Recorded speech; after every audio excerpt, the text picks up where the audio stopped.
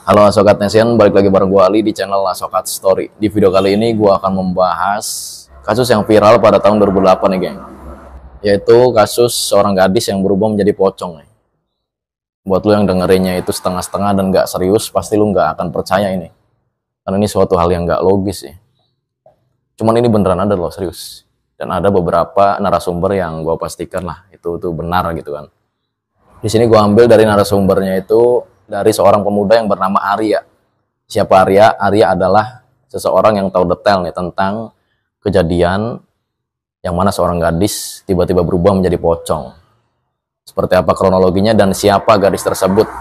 Yang mana gadis itu bernama Ririn, yang menggemparkan warga Indonesia bahkan. Khususnya warga Bogor dan juga warga Sukabumi pada saat itu, yaitu pada tahun 2008. Langsung aja kita masuk ke kronologinya nih geng.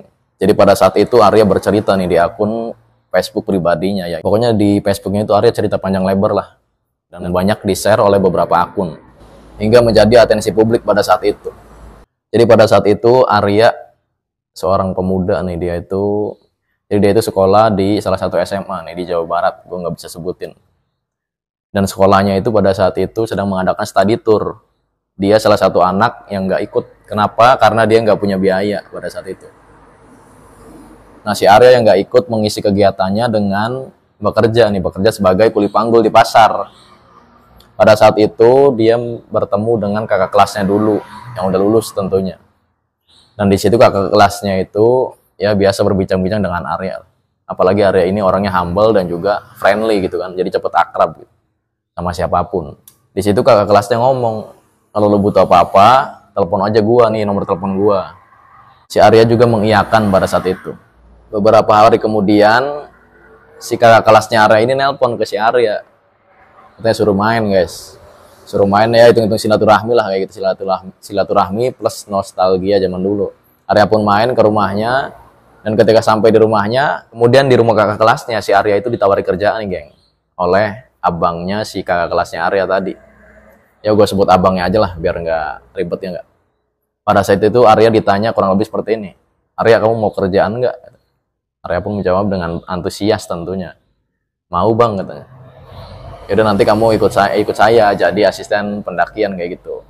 Jadi dia tugasnya mengangkat barang-barang para pendaki. Kayak misalkan ransel, terus juga tenda, terus pokoknya senter kayak gitulah. Pokoknya peralatan yang ingin dibawa ke pendakian dia bawa kayak gitu. Plus dia juga harus mengantar para pendaki yang ingin buang air kecil tuh ke sungai kayak gitu misalnya.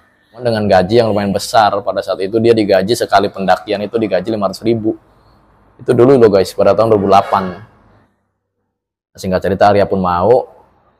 Beberapa hari kemudian mereka pun melangsungkan pendakian nih. Dengan jumlah 7 orang. Jadi 4 orang laki-laki, 3 orang perempuan nih geng. Termasuk tadi tuh abangnya yang ngajak si Arya jadi asisten pendakian itu.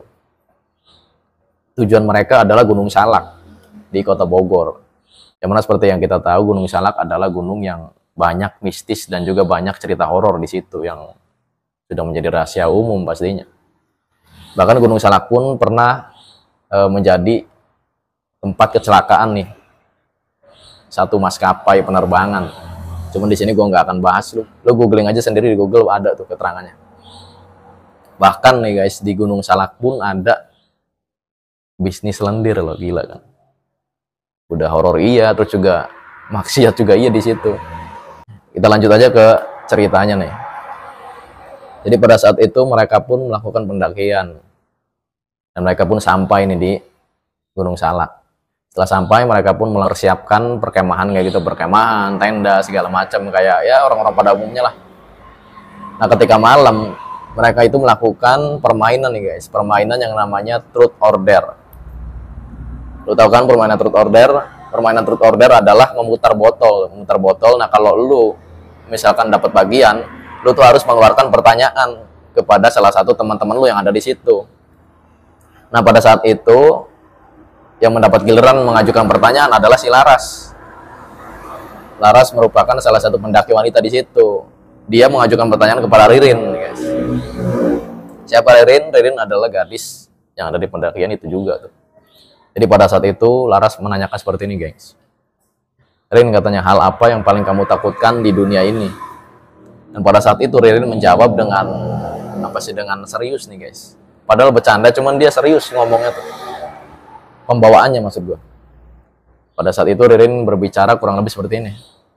Hal yang paling aku takutkan adalah ketika aku mati, kemudian aku menjadi hantu, dan aku menggentayangi kalian semua, katanya kayak gitu. Ketika suasana pastinya hening lah.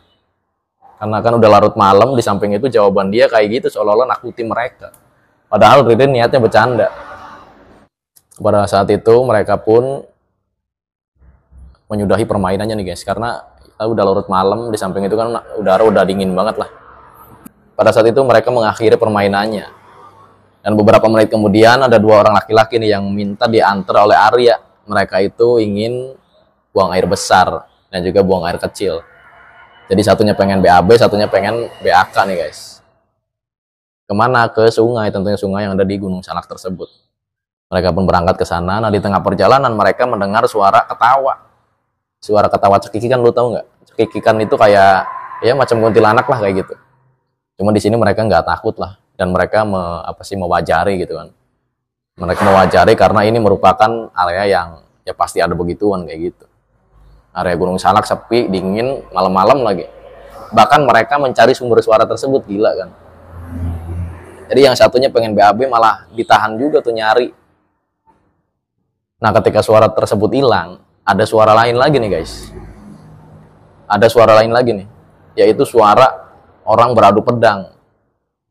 Kayak gitu tuh suaranya tuh. Nah pada saat itu mereka merasa ketakutan pastinya lah. Karena mereka tahu nih, wah kayaknya ada orang yang lagi berantem tentunya, dan pakai sajam. Di sini mereka udah cepet-cepet aja nih mau pulang nih. Jadi kan ada 3 orang tadi tuh geng, termasuk Arya tuh di dalamnya. Jadi yang satu orang ini yang pengen pipis, dia mau nahan aja pipisnya karena takut sih. Dia mau ke atas lagi ke perkemahan kayak gitu. Cuman si Arya sama yang mau BAB maksa aja, udah ayo lanjut aja lah. Mereka pun melanjutkan. Dan ketika mereka memaksakan BAB ke sungai, suara tadi tuh yang suara kayak pedang hilang. Setelah itu, Arya pun lanjut mengantar BAB temannya tadi. Dan ketika temannya BAB, Arya itu melihat sesosok macan gunung, cuman mau ke sungai doang, cuman mau minum. Jadi dia nggak ngapa-ngapain si Arya sama temannya. Ketika itu mereka pun bergegas balik lagi ke tenda, dan di tengah perjalanan nih. Dan di tengah perjalanan mereka itu ketemu sama temannya juga nih. 2 teman laki-lakinya lagi yang ada di tenda tadi yang masih tidur. Cuman bukan tadi yang balik lagi, bukan, ini beda lagi. Dia ketemu 2 temannya lagi laki-laki nih guys. Dan pada saat itu Arya pun menegur lah kayak gitu. Lu mau kemana kayak gitu kata. Cuman mereka diem aja. Mereka ya jalan aja, nggak ngedengerin kayak gitu. Jadi dicuekin nih si Arya sama temannya tadi. Ketika Arya sampai di atas, kan udah ke tenda masing-masing tuh, jadi tendanya Arya sama tenda yang dia antar untuk BAB itu beda gengs. Nah ketika pengen pada tidur, ada yang teriak tuh. Ternyata yang teriak itu tadi yang BAB sama si Arya itu geng. Dia teriak karena dia kaget. Ternyata yang 2 orang tadi itu tidur loh, yang dia temuin di bawah itu tidur. Dan itu udah pules. Dan mereka pun sontak bangun karena teriakannya si temannya Arya yang tadi yang BAB. Arya pun ke situ, dan pada saat itu dia berbicara nih yang tadi BAB yang tadi teriak tuh. Kata dia, wah gue nggak mau di sini ya. Jangan-jangan lu bukan manusia katanya, lu bukan teman gue nih. Soalnya tadi gue lihat lu katanya, lu tuh di bawah kan katanya. Mereka berdua ngomong enggak, kata kita dari tadi tidur di sini. Ya habis itu dia nggak mau tidur satu tenda sama mereka kan, karena dia takut mereka itu bukan manusia, teman mereka sendiri gitu guys, bukan teman mereka asli maksud gue. Jadi dia tidur sama si Arya tuh tadi. Nah di situ tentunya pada heboh dong, satu tenda dengan tenda-tenda yang lainnya maksud gua. Jadi pada ke situ semua tuh. Cuman habis itu abangnya yang ngajak kerja Arya nenangin mereka, udahlah. Udah pada tidur aja, terus dia pindah tenda ya nggak apa-apa lah, nggak masalah. Nah kan udah larut malam juga tuh. Dan 2 orang yang tadi pun nggak terlalu memusingkannya karena mereka kan masih ngantuk kayak gitu. Tuh besoknya di hari kedua mereka pun aktivitas seperti biasa tuh. Kayak bikin api unggun kayak gitu, kayak bikin perapian. Nah di hari kedua ini mereka bermain truth order lagi, dan si Laras mendapat giliran lagi nih. Pada saat itu Laras mendapat giliran truth order, dan pada saat itu dia menanyakan lagi nih ke Ririn pertanyaan yang sama dengan pertanyaan kemarin. Rin katanya, hal apa di dunia ini yang paling kamu takutkan? Pada saat itu Ririn menjawab, sama juga nih geng. Hal yang paling aku takutkan adalah ketika aku mati dan berubah menjadi hantu dan menggentayangi kalian semua. Dan di sini mereka, ya ada yang heran, ada yang takut juga, sama seperti malam sebelumnya. Kemudian mereka pun bergegas tidur lagi nih geng. Beberapa menit kemudian Ririn teriak-teriak nih. Kenapa? Karena dia mencari mantelnya atau jaketnya. Karena pada saat itu kan dingin banget lah tentunya. Gua pribadi pernah sekolah di Bogor nih. Jadi di Bogor itu udaranya beda geng. Dingin banget ya, mirip-mirip kayak di Bandung lah kayak gitu. Nah pada saat itu Ririn mencari mantelnya yang hilang. Tapi Ririn itu ingat banget naruhnya di sini kayak gitu. Pada saat itu mereka pun tidur, sisa Arya dan juga abangnya kakak kelasnya Arya tuh tadi. Jadi mereka berdua di luar tuh. Kayak ronda kayak gitulah. Nah di situ si Arya melihat kayak ada cahaya tuh guys, cahaya ke atas tuh kayak apa sih? Melayang-layang kayak gitu loh. Di situ dia ngelihat mantelnya Ririn, yang terbang kayak gitu guys. Ini serius loh, real. Terbang kayak gitu ke atas. Jadi mengelilingi tenda mereka kayak gitu. Di situ abangnya juga lihat tentunya lah. Dan mereka berdua ngerasa heran. Oh ini kayaknya ada yang nggak beres. Ada yang nggak beres dan mereka pun memutuskan untuk berjaga pada saat itu. Pada malam itu maksud gua. Dan pada saat itu abangnya karena udah ngantuk nih. Jadi Arya dulu yang jaga. Beberapa jam kemudian Ririn meminta diantar ke bawah nih guys. Ke sungai. Dan juga tadi temannya juga tuh sama cewek. Jadi ada 2 orang cewek ini pengen diantar ke bawah. Pengen buang air kayak gitu loh. Nah ketika mereka buang air. Di situ Arya sebenarnya ngerasa takut geng. Karena kenapa? Karena dia tadi ngelihat kejadian tadi tuh. Mantelnya Ririn yang terbang-terbang. Cuman di sini Arya nggak mau ngasih tahu mereka karena mereka dikhawatirkan takut gitu kan. Nah ketika Ririn buang air nih, dia kan mencari tempat yang agak jauh nih dari Arya karena dia malu lah. Ketika dia sudah selesai nih buang airnya, dia tuh ngelihat mantelnya nih di dekat batu-batu yang mana dia itu di situ buang hajat kayak. Ya pasti dia di sini kaget lah. Tapi ya bodo amat lah dia mikir kan. Yang penting ketemu si mantel itu dan dia bawa tuh. Nah ketika mereka udah selesai, Arya pun kaget di sini kayak. Cuman di situ Arya nggak mau ngomong dulu. Ketika udah setengah perjalanan, Arya tuh ngomong.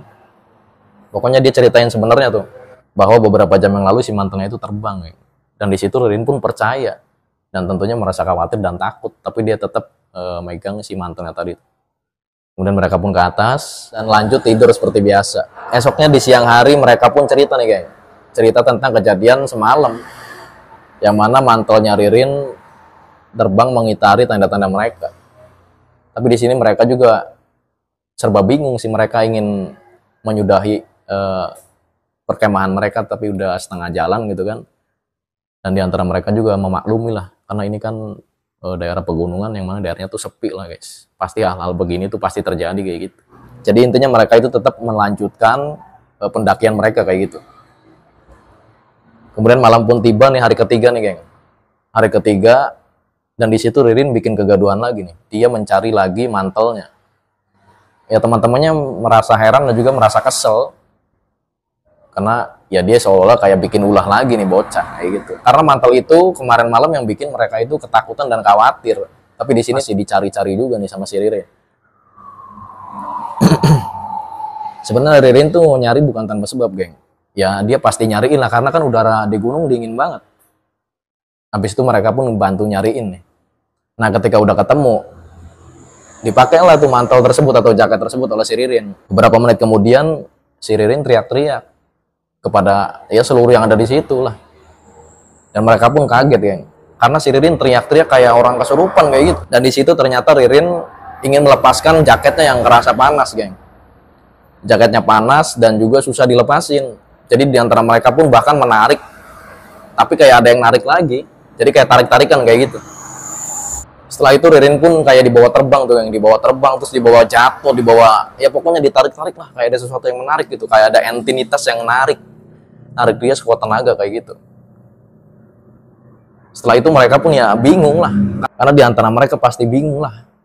Dilepasin nggak bisa, kalau nggak dilepasin Ririn teriak-teriak terus, kepanasan kayak gitu. Habis itu Ririn pun kayak berontak kayak gitu guys. Jadi jaket itu kayak ngebawa Ririn gitu ke atas kayak gitu. Nah setelah sampai di atas, pokoknya tinggi banget lah, tinggi banget. Setelah sampai ke atas, beberapa menit kemudian Ririn tuh kayak berubah guys, bukan kayak Ririn tuh berubah kayak pocong kayak gitu, serius loh. Jadi dia itu kayak apa sih?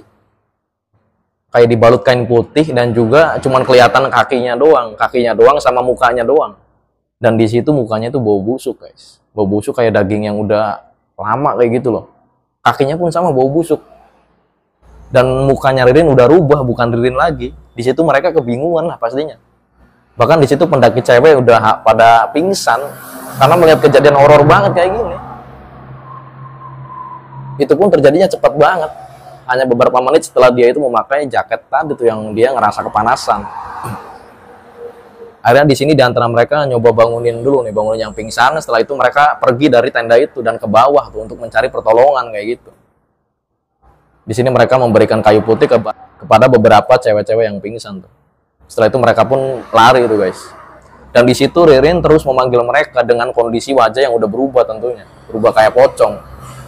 Jadi pada saat itu Ririn berbicara seperti ini, geng. Tolong, lepasin mantel ini, lepasin. Setelah itu mereka pun bergegas ke bawah nih, dengan kondisi yang takut dan juga pastinya khawatir lah. Nah di sini Arya nggak tinggal diam nih, karena Arya merasa ada tanggung jawab untuk mengamankan barang-barang mereka. Jadi Arya mengamankan dulu nih kayak HP, terus juga senter. Pokoknya sekenanya aja lah, tas juga yang bisa dibawa kayak gitu. Setelah mereka sampai ke bawah dan ada petugasnya di bawah kan, biasanya ada petugas tuh. Jadi sebelum kita naik gunung biasanya ada petugas tuh di kaki gunungnya tuh. Nah mereka udah sampai di kaki gunung, mereka pun ngomong kayak gitulah kejadiannya kepada orang-orang dan petugas yang ada di bawah. Beberapa menit kemudian bapaknya Ririn nelpon kayak. Dan di situ bapaknya Ririn langsung ngomong. Katanya, Rin jangan pakai jaket ayah. Ririn mana katanya. Tolong jangan pakai jaket ayah. Di situ mereka langsung ngomong, ini bukan Ririn om, ini temennya katanya. Ririn udah berubah jadi pocong kayak gitu. Pokoknya diceritain semua tuh. Dan di situ bapaknya juga nanya, kalian di mana sekarang katanya. Mereka pun menjawab katanya ada di gunung. Terus jadi intinya di sini bapaknya Ririn ngajak ketemuannya guys. Lanjut aja di part 2-nya.